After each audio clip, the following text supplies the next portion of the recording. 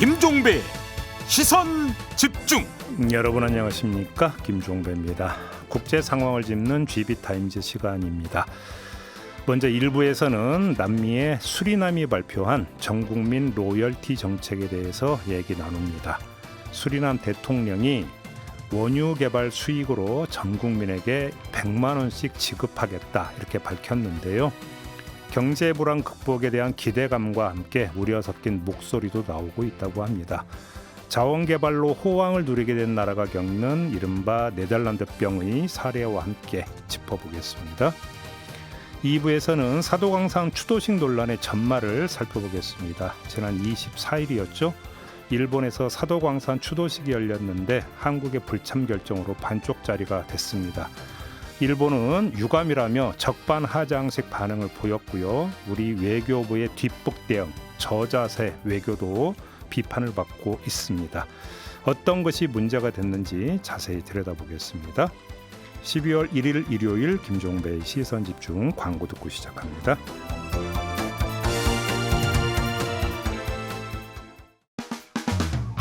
평일에 JB타임즈가 있다면 주말엔 글로벌타임즈가 있다. 테마로 알아보는 국제정치 GB타임즈. 네, 함께할 세 분 소개해드리겠습니다. 국제분쟁 전문 PD인데요. 다큐엔 뉴스 코리아의 김영미 대표 모셨습니다. 어서 오세요. 네, 안녕하세요. 서울신문의 송현석 기자 모셨습니다. 어서 오세요. 네, 안녕하세요. 이용주 뉴스캐스터 모셨습니다. 어서 오세요. 후더모르헌, 안녕하세요. 그건 또 어느 나라 말입니까? 네덜란드 말입니다. 아, 그런가요? 네.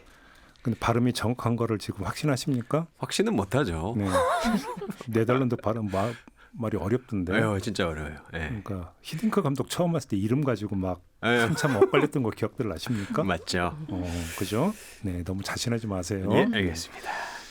자, 수리남이 전 국민 1인당 100만 원씩 지급한다고요? 네. 어떻게 된 건지 좀 정리 좀 해주실래요? 네, 황정민, 하정우 배우가 출연해서 인기가 굉장히 많았던 이 넷플릭스 드라마 수리남의 배경이 되었던 남미에서 가장 작은 나라 수리남.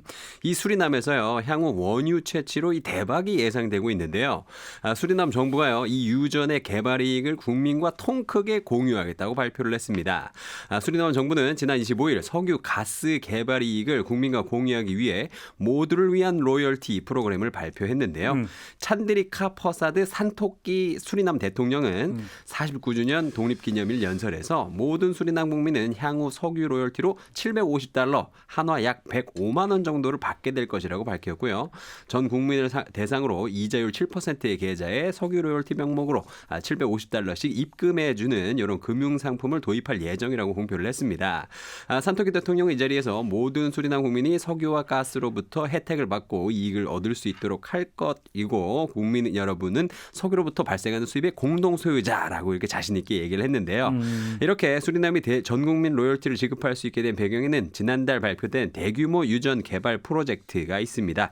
프랑스 석유 그룹 토털 에너지는 수리남 해안에서 하루 22만 배럴을 생산할 수 있는 14조 7천억 원 상당의 규모 유전 개발 프로젝트를 발표했는데 이 계획대로라면 원유 생산은 2028년쯤 시작될 예정이라고 하고요. 그리고 또 향후 한 10년에서 20년 동안 수리남이 약 100억 달러를 벌어들일 것이라고 예측을 했습니다. 그래요. 그럼 우리도 동해에서 석유 나오면 전 국민에게 혹시 돈 나눠줄까요? 기대됩니다. 네. 근데 석유는 기대되네요. 나올까요? 일단 석유가 먼저 나와야겠네요. 그러니까요. 근데 아까 뭐 넷플릭스 영화 얘기를 했는데 네. 그건 영화고 네. 수리남이라는 나라 혹시 김영미 대표는 가보셨어요? 네, 저는 가봤어요. 오, 어때요? 어떤 나라예요? 그냥 가난한 나라? 가난하고 공항도 너무 안 좋았고 그런 기억들. 그리고 관광 국가로 가면 정말 좋을 만한. 그러니까 자연 환경은 엄청 나무도 뛰어나다고. 엄청 많고. 예. 저는 그때 이제 취재 때문에 헬기를 타고 이렇게 한 바퀴 돌았는데 엄청 좋더라고요. 네. 저만한 자연환경 갖고 있으면 사람들이 다 굉장히 깨끗해지고 막 그럴 것 같은 느낌이었고 근데 이제 얼마 전까지만 해도 수리남은 좀 국가가 좀 치안이 불안했어요. 이렇게 매일 데모하고 반정부 시위가 나고 쿠데타가 나고 막 그런 상황이었었기 때문에 이렇게 그 뒤로 이제 취재 갔을 때는 뭐 불나고 사람들 막 화내고 이런 거를 봤던 것 같아요. 근데 수리남에서 그래서 유전 개발을 해서 수익이 나오니까 전 국민에게 나눠주겠다. 근데 이게 처음 있는 일도 아니고 알래스카 같은 경우도 비슷하게 했던 걸로 저는 알고 있는데, 그죠? 네, 맞습니다. 그렇게 본다면 이걸 어떻게 볼 것인가의 문제가 있는데 이거에 대해서 지금 네덜란드 병하고 연결을 짓는 시각이 있다고 그러는데 네덜란드 병이 뭐예요? 네덜란드 병이 뭐냐면요. 이 국가 경제의 한 부분이 급속도로 발달을 해서 다른 분야의 성장을 저해하는 현상을 지칭하는 용어입니다. 한 예로 들면요. 네덜란드에서 1959년에 이 북해에서 대규모 유전과 천연가스를 이제 발견을 했는데요. 네. 그래서 천연가스 수출로 매년 이 수십억 달러를 벌어들이게 됩니다. 그래서 이제 네덜란드 화폐 단위인 길더의 가치가 이제 크게 상승을 해버렸고요. 이 수출 대금이 이제 국내로 유입되자 자국 화폐 환율이 급등을 하고 물가가 가파르게 상승을 했습니다. 그래서 결국에는 대대적인 임금 인상을 요구하는 노조와 소폭 인상을 주장하는 기업 간의 대립이 심화가 되면서 연쇄 효과로 극심한 사회 불안과 기업의 투자 위축 그래서 경제가 굉장히 가라앉았다. 이걸 또 네덜란드 병이라고 합니다. 원래 수리남이 네덜란드의 식민지였어요. 그래서 네. 또 네덜란드 병에 대해서 대통령도 언급할 정도로 얘기를 했던 건데, 그러니까 이런 상황에서 전 국민에 100만 원씩 지급했을 때 네덜란드 병 효과가 아니냐라는 걸 미리 우려를 해서 얘기를 했던 거 아닐까라고 생각을 해요. 그러면 근데 이렇게 따지면 석유나는 중동 국가가 오히려 더 문제가 되는 거 아닙니까? 중동 근데 네덜란드 병 걸렸다 이런 얘기 못 들어본 것 같은데. 아직 거기까지 이제 가지 않은 거죠. 그러니까 지금 네덜란드 병을 우려하고 있는 건데, 뭐 예를 들어서 수리남 옆에 있는 가이아나도 비슷한 정책을 이제 시행을 먼저 했거든요. 근데 이 나라도 이 네덜란드 병을 우려할 수밖에 없는 게 아주 석유를 발견한 이후에 이 효과가 너무 빠르게 나타나는 거예요. 이게 한 단계 한 단계 이렇게 차근차근 넘어가는 게 아니고 경제 성장이 너무 빠르게 나오다 보니까 이제 일시적으로 이런 부작용이 나올 수가 있는데, 사실 가이아나 같은 국가는 이제 2015년에 석유가 발견이 됐거든요. 그리고 지금 석유가 이제 유전이 개발되기 시작한 지 5년 정도가 됐는데, 지난해 이 나라의 최초로 스타벅스 매장이 문을 열었는데 대통령이 왔을 정도로. 네. 그래요? 네, 그 정도로 그러니까 경제 성장이 굉장히 빠르고 지금 IMF 같은 경우는 향후 5년 동안 가이아나 경제 성장률이 연평균 20% 정도 될 것이다. 이렇게 예상을 할 정도예요. 그러니까 정말 전 세계에서 가장 빠르게 경제가 성장하는 나라인데 왜 부작용을 우려하느냐. 이게 탄탄하게 그 행정부가 자리 잡은 상태에서 경제적인 복지가 쏟아지면 탄탄한 행정부가 이거를 잘 나눠줄 수 있겠죠. 부작용 없이. 근데 그게 아니라 지금 이 가이아나 같은 국가도 수리남과 마찬가지로 뭐 치안이라든지 아니면 정치권의 불안정이 굉장히 심한 나라 중에 하나란 말입니다. 근데 이런 상태에서 돈이 쏟아지니까 이게 뭐 특정 세력에게 특정 뭐 여당에게 들어간다든지 아니면 기득권에게만 들어간다든지 그래서 실제로는 국민의 살림살이에 그렇게 도움이 되지 않는데, 근데 이게 경제 성장은 빠르게 일어나다 보니까 이제 이 약간 흔들리는 거죠. 쉽게 말하면. 일단 내수는 진작이 되니까. 내수는 진작이 되니까요. 근데 그게 이제 제대로 분배가 되지 않거나 혹은 네덜란드처럼 뭐 가파른 인플레이션을 겪는다거나 이제 이런 부분들을 우려하게 되는 거죠. 근데 아까 제가 잠깐 알래스카의 경우를 그러니까 잠깐 말씀을 드렸는데, 그러니까 이렇게 그 모두를 위한 로열티 정책 이런 게 지금 수리남에서 처음 나타난 건 아니잖아요. 유사 사례가 좀 있지 않습니까?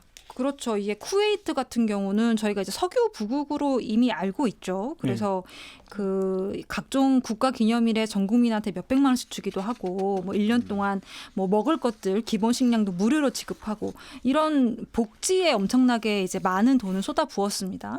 그리고 지금도 사실 쿠웨이트 하면 경제적으로 어려운 나라가 아니잖아요. 일단 외환 보유고가 굉장히 높고 금도 많이 가지고 있는데, 이게 또 어떤 단점이 있냐. 모두를 위한 로열티 정책이라는 게 이게 산업 구조가 딱 그 석유 산업에 굉장히 편중될 수밖에 없는 구조로 갑니다. 그렇다 보니까 의존도가 갈수록 높아지고, 또 석유 부국인데 정치적으로는 또 이 쿠웨이트 같은 국가는 부족 간의 계층 간 격차가 워낙 크기 때문에 이게 로열티 정책, 그러니까 모두를 위한 로열티 정책이라고 했는데도 이미 깊어져 있는 골이 메워지지가 않아서 이 차이가 이제 줄어들지 않는 그런 단점이 있고 나우루라는 나라도 있어요. 이게 오세아니아에 있는 섬나라인데 인구가 13,000명밖에 되지 않습니다. 그래요? 네, 굉장히 작은 나라예요. 근데 인광석이라는 광물 매장량이 되게 높은 나라라서 뉴스에서 본 것 같다. 네, 이게 예. 그 비료 생산에 많이 쓰는 거거든요. 그래서 이걸 돈을 굉장히 많이 벌었어요. 그래서 정말 놀랍게도 1980년대 초반까지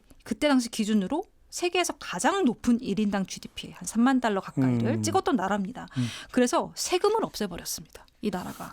예, 그렇죠. 전면 무상 교육도 실시하고. 나중에 문제가 됐죠. 네, 근데 이게 뭐 예를 들면 생활비도 우리 돈으로 막 그때 당시 1억 원씩 주고 막 이랬는데 자꾸 퍼주기만 하니까 문제가 된 거예요. 이게 아까 말씀드린 것처럼 모두를 위한 로열티니까 이제 계속 퍼줍니다. 퍼주다 보니까 국민들의 경쟁력이 일단 떨어져요. 사람들이 일하고자 하는 마음이 없어집니다.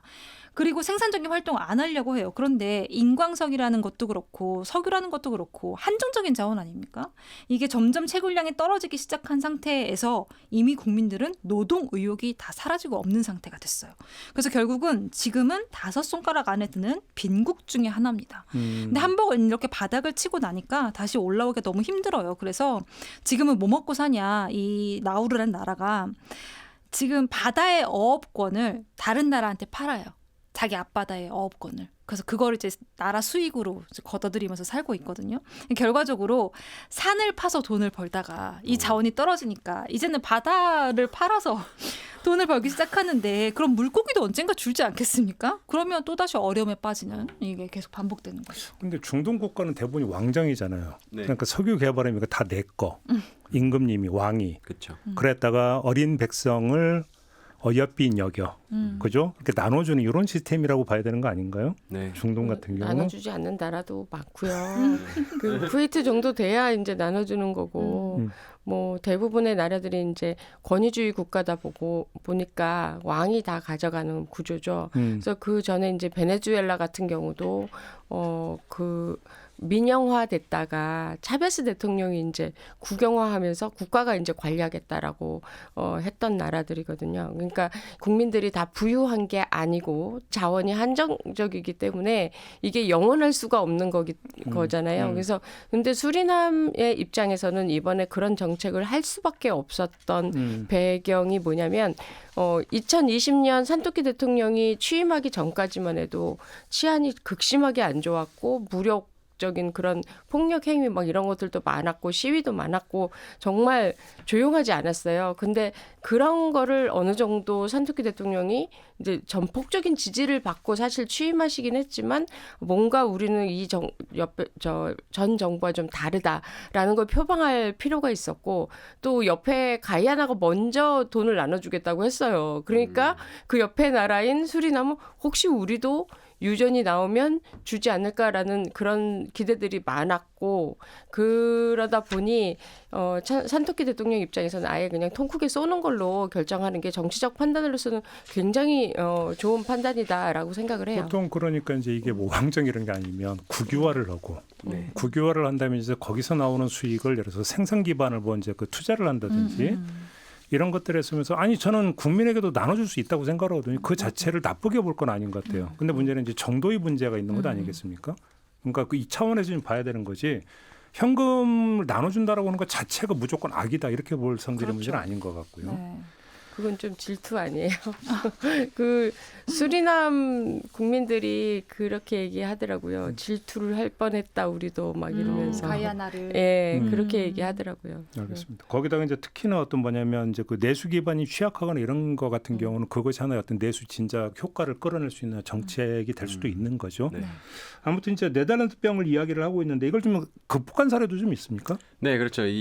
그 보통 이런 거를 이제 자원의 저주라고 얘기를 하는데 반대로 자원의 축복도 있습니다. 그 자원의 축복을 가장 성공적으로 이용한 나라가 바로 이 노르웨이인데요. 예. 노르웨이도 이제 1970년에 북해 지역에서 유전을 개발을 했고요. 근데 1950년 후반 60년대 네덜란드가 어떻게 하는지 이제 본 거죠. 그리고 나서 이거를 어떻게 하면 우리가 잘 이용할 수 있을까? 이거를 곰곰이 생각을 많이 하다가 결국에는 이제 석유 수출로 이제 달러가 이제 막 자국으로 들어올 텐데 그게 막 한꺼번에 이렇게 막 물밀듯이 밀려 들어오면은 네덜란드처럼 이 경제가 이제 파탄이 날 수가 있다 이런 걸 이제 보고 거기에 이제 댐을 세웁니다. 그 댐이 뭐냐면은 정부가 기금을 만드는 거예요. 석유를 판 돈을 기금으로 만들어서 거기에서 나오는 이제 이익금을 가지고 뭐 국내에 있는 뭐 교육, 연구개발, 보건, 위생 뭐 이런 것들에 이제 투자를 하는 거죠. 그러니까 사실 일종의 댐을 일차로 만드니까 그걸로 인해서 크게 부작용이 안 났다 이렇게 볼 수 있는데요. 최대 국부 펀드, 이 오일로 인해서 나오는 국부 펀드가 1조 달러 규모인데 노르웨이가 부자가 된 게 이 오일 펀드의 지혜로운 운영에 있다 이렇게 볼 수 있습니다. 그래서 지금 1998년에 이 국부 펀드가 주식에 투자를 한 이후에 연평균 수익률 6% 정도를 내고 있고요. 국민 1인당 투자 자산이 2억 원이 넘는다고 합니다. 통장에 그냥 2억 원이 그냥 있는 거예요. 그냥 노르웨이 국민은 그냥 2억이에요, 2억. 근데 물가 정말 비싸잖아요. 물가 비싸죠. 근데 사실 통장에 2억이 그냥 국가에서 이렇게 꽂아주는데 그렇죠. 노르웨이가 또 우울증이 또 심한 나라예요. 맞아요. 왜 우울하지? 그건 기후 영향 이런 것도 좀 있다고 보는데. 네, 추워서 그런가요? 그렇죠. 어떤 일조량 이런 문제. 네. 돈이 전부 아니에요. 네, 아니죠, 그러니까. 아니죠. 네, 그래서 사실은 네덜란드라는 나라가 참 재밌는 게 세계 이런 경제 쪽으로 네덜란드가 좀 예시를 좀 많이 보여줍니다. 맞아요. 이 네덜란드 병도 네. 그렇고 사실은 뭐 튤립 사건 때 튤립 뭐 그 주식 투자 과열되지 않게 만드는 여러 가지 법도 거기에서 이제 또 나왔고 그때 세계적으로 그때 투자 막 맞아요. 광풍 불고 있었죠. 그렇죠. 예, 그럼 그런 거 보면 참 네덜란드가 재밌는 나라인데 사실은 뭐 알래스카 얘기 잠깐 아까도 하셨지만 알래스카도 사실은 이 네덜란드의 상황을 보고 그 기금을 만들어서 1차 댐을 만들고 거기에서 나오는 수입으로 지금 알래스카 주민들한테 1인당 한 달에 $1,500 정도 주고 있다고 합니다. 그래서 주민 배당을 하고 있는 네, 거죠. 주민 배당을. 예. 그러니까 여기서 이제 나오는 게 하나가 이제 그 수익을 어떻게 이제 쓸 것이냐의 문제가 하나가 있는 거고 또 하나의 문제는 너무 하나의 어떤 그 완전히 과도하게 의존해서 나타나는 문제 이것도 있는 거잖아요, 사실은. 그렇죠. 그래서 여기서 나온 수익을 그래서 생산 기반이나 이런 것을 확충하는 데 씀으로써 다른 분야를 같이 키워서 전반적으로 인프라를 강화하는 것으로 간다. 지금 노르웨이 모델도 사실은 그렇게 봐야 되는 거잖아요. 네. 근데 이제 그것이 되지 못할 경우에 이것이 나중에 말 그대로 이제 올인 전략이 가져올 수 있는 그 엄청난 참사, 요걸로 연결될 수 있는 부분들 이렇게 좀 봐야 되는 건데, 그죠? 우리나라 같은 경우는 사실 지금 뭐 우려하고 있는 분야 중에 하나가 반도체인 거잖아요. 그러니까 이 가이아나나 수리남의 석유 같은 게 우리는 지금 당장 석유가 없으니까 우리한테는 석유 같은 존재가 이제 반도체가 된 거죠. 어느 순간.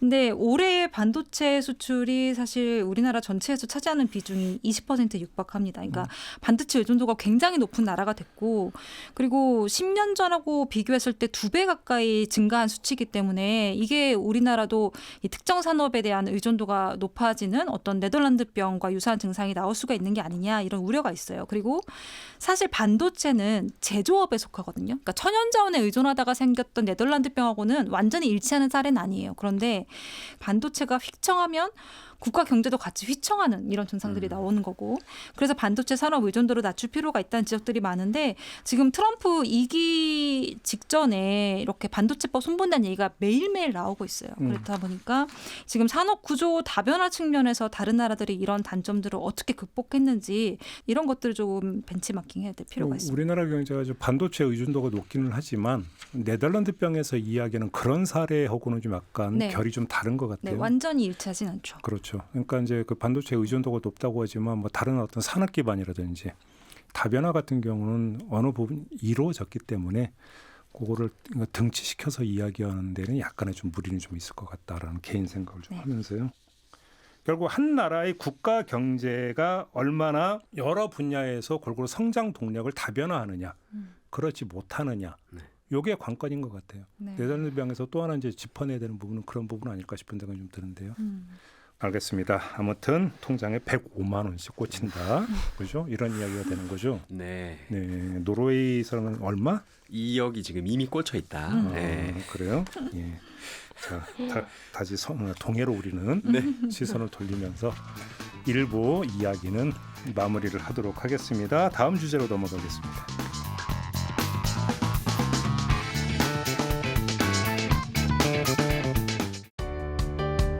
때로는 날카롭게, 때로는 삐딱하게, 그러나 매 순간 섬세하게. 시선이 필요한 우리 사회 곳곳을 살펴봅니다. 김종배의 시선집중. 네, GB타임즈 세 분과 함께하고 있습니다. 김영미 대표, 송현서 기자, 이용주 캐스터 세 분과 함께하고 있는데요. 자, 두 번째 주제는 사도광산 추도식입니다. 워낙 크게 뉴스가 됐었던 것이기 때문에 우리 애청자 여러분들도 다 인지를 하고 있을 것 같은데 한번 좀 총정리하는 시간으로 꾸며보도록 하겠습니다. 일단 이용주 캐스터에서 간략하게 좀 사건 좀 정리 좀 해주시죠. 네, 너무 화가 나는 뉴스인데요. 지난 7월에 일단은 이 유네스코가 일본 사도섬에 있는 사도광산을 유네스코 세계문화유산에 등재하기로 결정을 했습니다. 한국 정부는 그동안 꾸준히 이 등재에 반대를 해왔지만 일본 측과의 막판 협상 끝에 일본이 사도광산과 관련된 전체 역사를 반영을 하고 조선이 강제 노역과 관련된 전시물도 설치를 하고 또 현지 추도식까지 매년 개최한다는 조건 하에 우리 정부도 등재에 동의를 했는데요.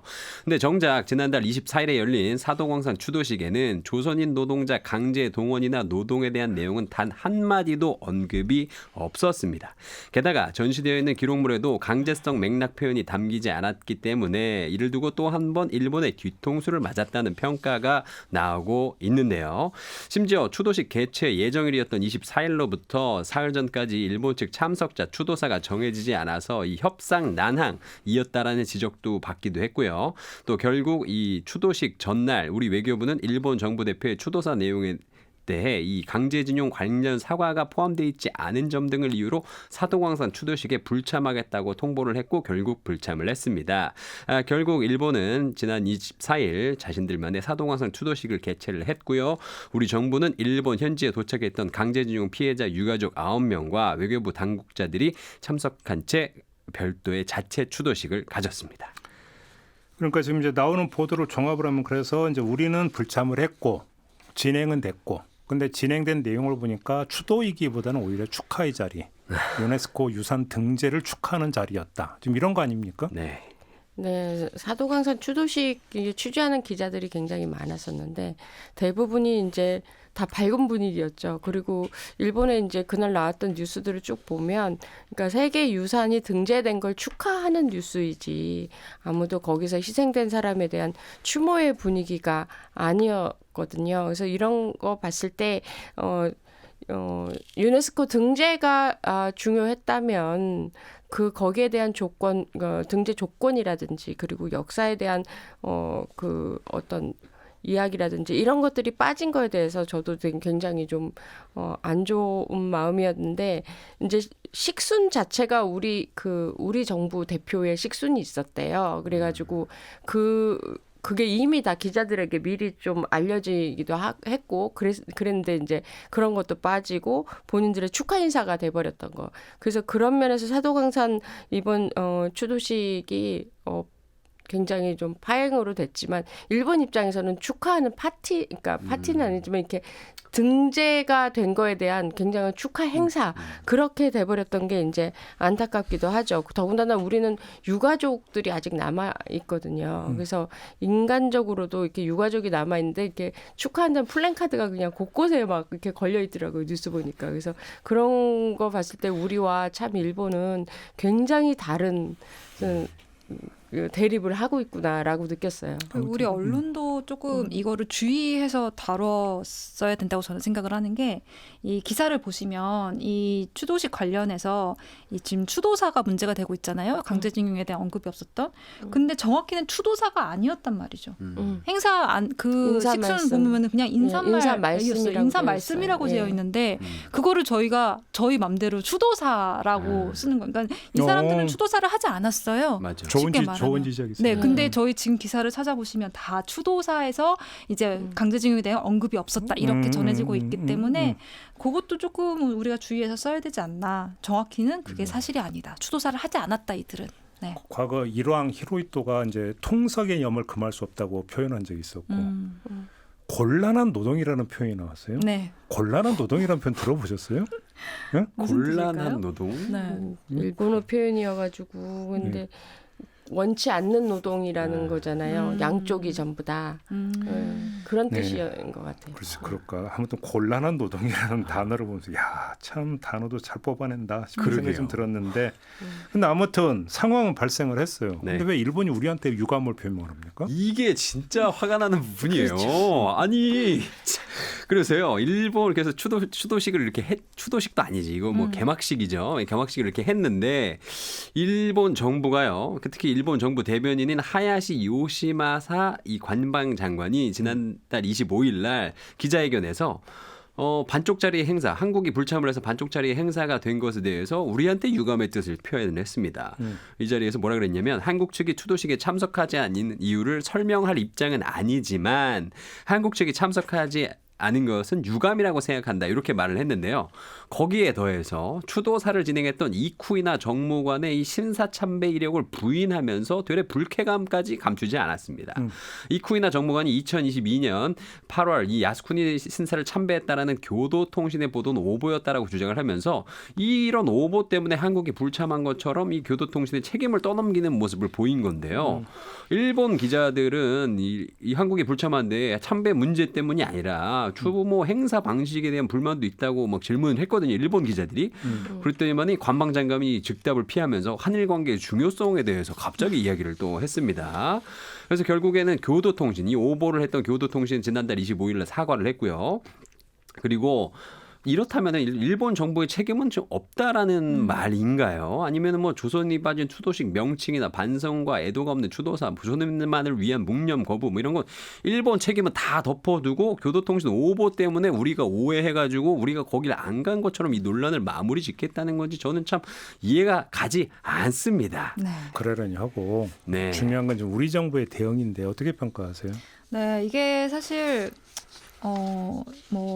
왜 이게 추도식이 열린 날 당일날 이 유감 표명도 뭐 하루 뒤에 있었고 심지어 유감 표명을 하는 방식조차도 어떻게 보면은 우리가 당연히 대응해야 되는 그런 방식이 아니었다라는 지적들이 많은데 일단 타임라인을 그려보면 추도식은 지난달 24일에 열렸고요. 우리는 그날 행사에 불참을 했죠. 그런데 한국이 추도식에 불참한 것에 대해서 일본에서 먼저 공식 입장이 나왔잖아요. 그리고 일본 정부는 추도식 당일이었던 24일 주한 일본 대사관, 25일에 일본 정부 대변인인 이 요시마사 하야시 관방장관 입을 통해서 유감이다라는 입장을 내놨는데 우리 정부는 물론 추도식 하루 전인 지난달 23일에 불참을 결정했다고 밝혔지만 불참하면서 왜 불참을 하는지에 대해서 정확히 설명을 하고 이에 대해서 이의 제기를 공식적으로 먼저 했어야 맞습니다.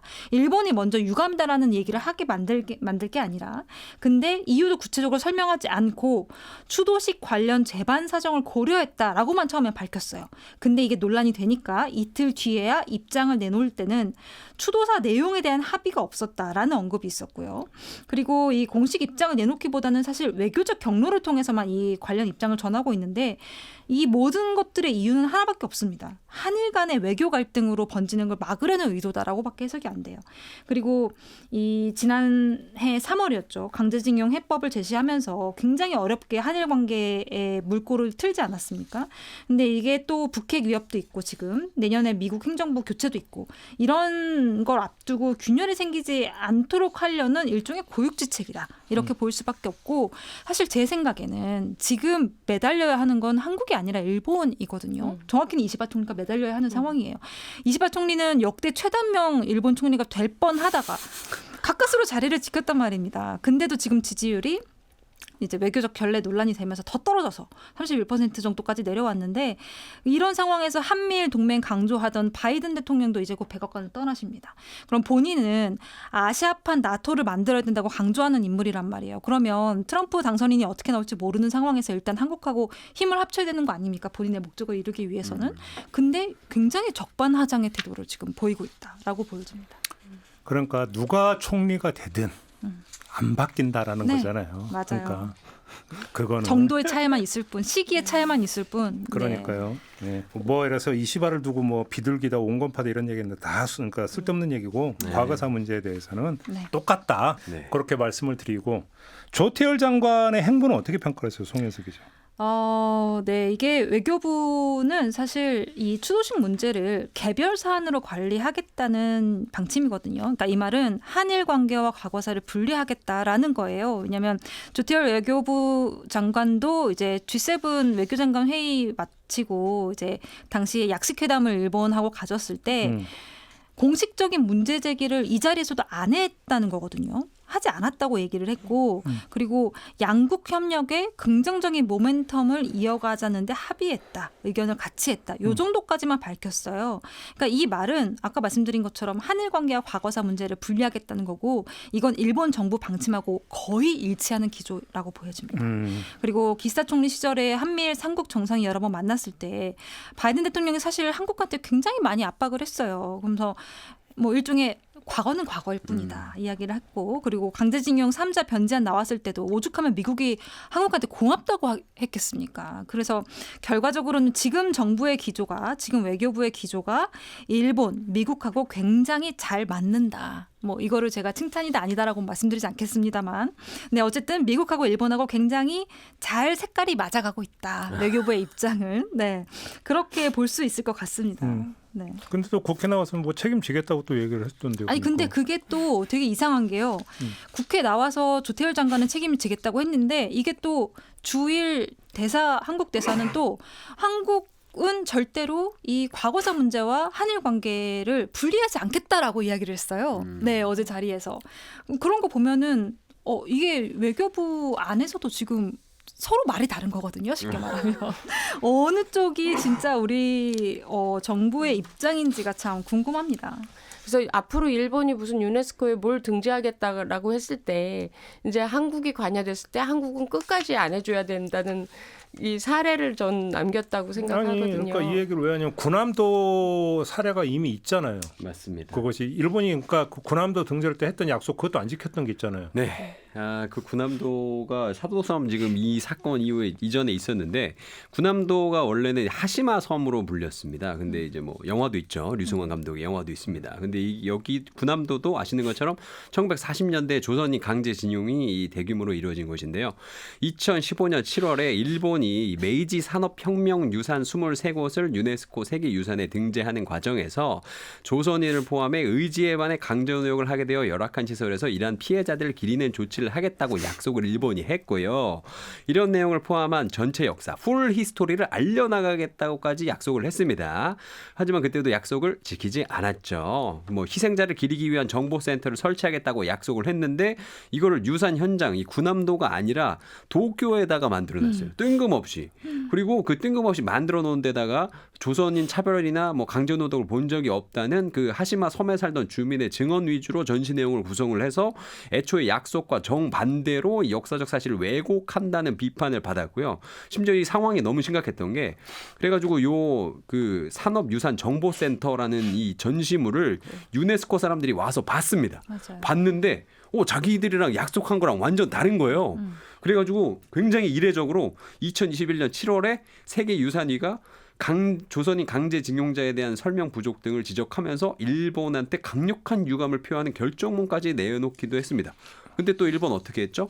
여기에 대해서도 우리는 유네스코의 조치를 어기지 않았다. 이렇게 반발을 하고 아직까지도 이 전시장이 계속 유지가 되고 있어요. 네, 그게 이 유네스코의 그러니까 우리 정부 입장은 그래요.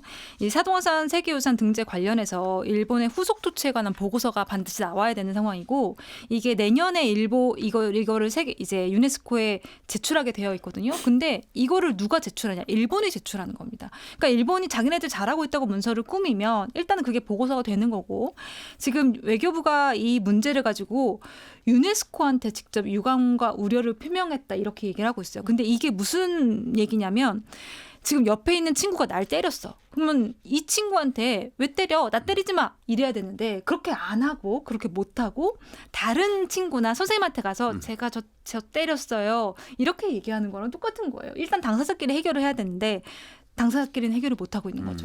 그래서 이 사동항산 유네스코 등재 전제 조건이 매년 일본 정부 차원에서 일본 정부가 주도하는 추도식을 열겠다였던 건데 첫 행사부터 이런 식이라면 사실 앞으로는 불보듯 뻔한 거 아니겠습니까? 그러니까 우리 정부 대응은 뭐 지금 질타를 받아도 마땅하다고 생각을 하고 네.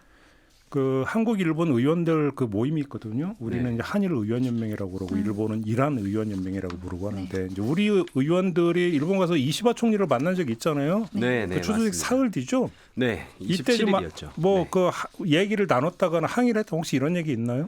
심지어 그 주호영 한일 의원 연맹 회장을 비롯한 이 한일 의원 연맹 의원들이 이시바 총리와 함께 이 도쿄 총리 관저에서 약 15분 동안 면담을 했다라고 하는데요. 15분. 네, 네. 면담을 하고 나와서 기자들이 물어봤습니다. 뭐 얘기하다가 사도광산 투도식에 관한 언급이 있었냐라고 했더니만은 그 주호영 그 연맹 회장이 이렇게 얘기를 했습니다.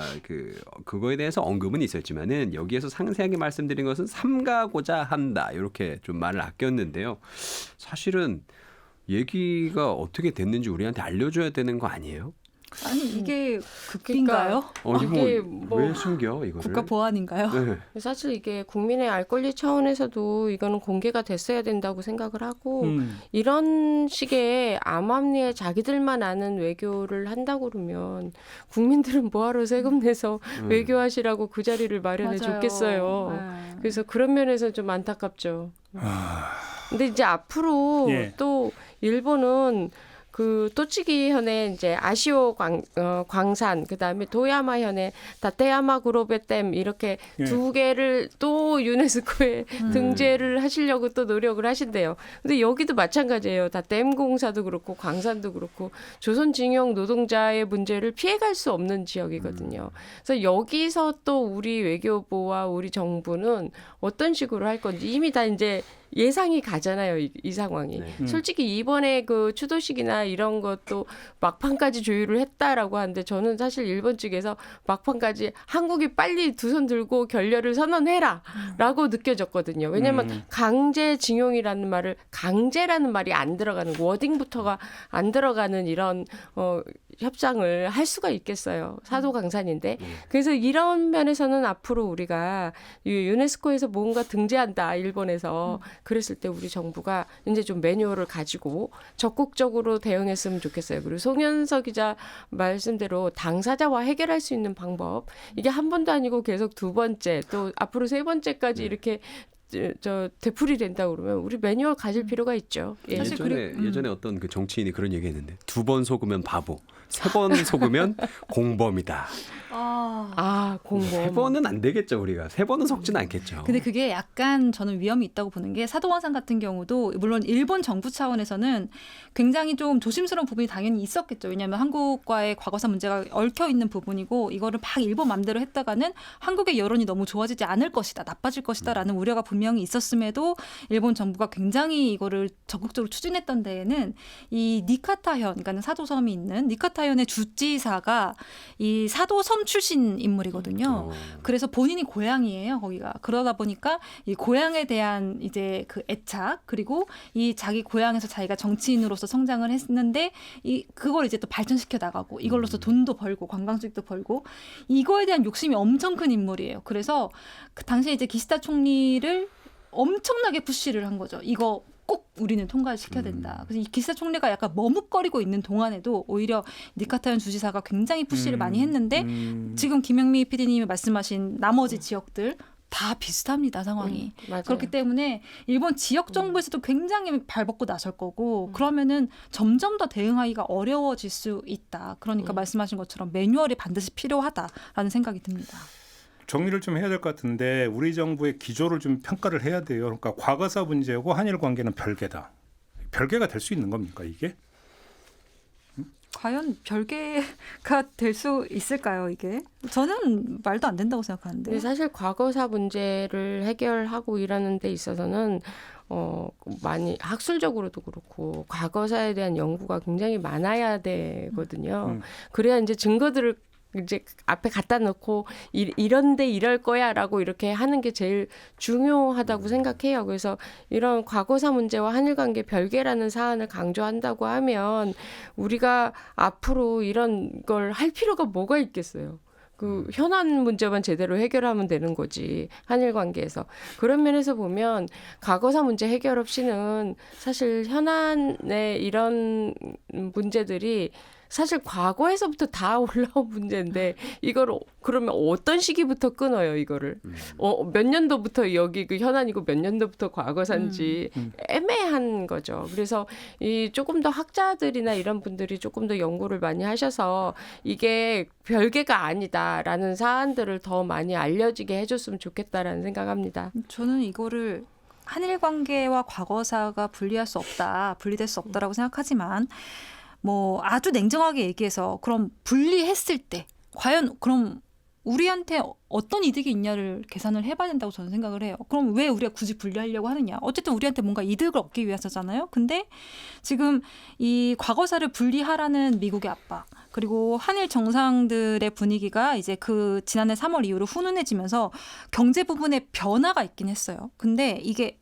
어떤 변화냐? 노재팬 운동이 있었는데 이게 점점 사라지고 예스재팬으로 돌아왔어. 이런 보도가 엄청 많이 쏟아졌습니다. 근데 이게 우리한테 도움이 되는 건 아니잖아요. 일본 기업들한테 도움이 됐던 거죠. 그리고 일본 가는 관광객들 한국인이 이번에 역대급 많았다고 하죠. 그러면은 한국으로 오는 일본 관광객도 많았느냐? 아닙니다. 절반에 그치를 못했어요. 근데 물론 엔저도 있고 인플레이션도 심했고 일본의 경제 사정도 있긴 했지만 결과적으로 우리가 뭘 얻을 수 있을까? 이 과거사와 현안을 분리를 했을 때. 그래서 지난 시간에 이제 그 마무리할 때 저희가 얘기했던 게 국가와 국가와의 관계는 철저히 국익으로 움직인다. 이런 얘기를 하셨잖아요. 근데 이 국익이라는 게 사실 단순히 돈으로만 계산할 수 있는 건 아니잖아요. 그러니까 역사라는 걸, 과거사라는 걸 단순히 과거에 있었던 일이라고만 보려고 하면 애들한테 역사를 가르칠 이유가 없고요. 교과 과정에서도 없애야죠. 그래서 국익은 챙기되 뭐가 국익인지 어디서부터 국익이 나오는지를 저는 굳이 과거사와 한일 관계를 분리하려고 한다면 정부가 그걸 원한다면 이걸 다시 한번 따져봐야 된다고 생각을 해요. 네. 한일 관계에 집중하자는 것은 앞으로 잘 지내보자는 얘기잖아요.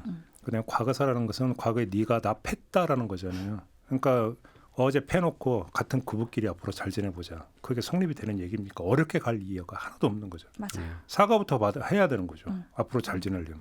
근데 죽어도 그건 안 한다라는 거잖아요. 지금. 사과하고 노력해야죠. 다시는 그런 일이 발생하지 그러니까. 않게. 근데 어떻게 앞으로 잘 지내요? 뭐 어렵게 생각. 그게 과거사 정리인데 이제 우리 때 이 문제를 과거사 정리하고 해결을 안 하면 다음 세대까지 이게 또 넘어가는 거예요. 벌써 지금 광복 80주년인데 앞에 80년 동안 해결 못한 거 우리 대에 넘어왔는데 이걸 또 아이들에게 또 넘겨줘야 되는 거거든요. 그래서 그런 면에서 봤을 때 우리 대에 해결할 수 있는 방안을 양국이 고민을 해야지 이거 그냥 우리는 아니야라고 피해 간다면 우리 아이들이 짊어질 문제거든요. 그러니까 역사적으로 가장 진전된 합의가 김대중 오부지 선언인데 그것마저도 어떤 일본의 어떤 후세 정치인들이 사실상 부인하는 이런 행태로 가버리니까 오히려 도돌이표가 되는 현상도 있는 거죠. 이 점을 강조를 하면서 오늘 이야기는 좀 마무리해야 될 것 같습니다. 세 분 수고하셨고요. 네, 감사합니다. 감사합니다. 네, 김종배의 시선집중 오늘 준비한 이야기는 여기까지입니다. 물러가고요. 내일 아침에 다시 인사드리겠습니다. 고맙습니다.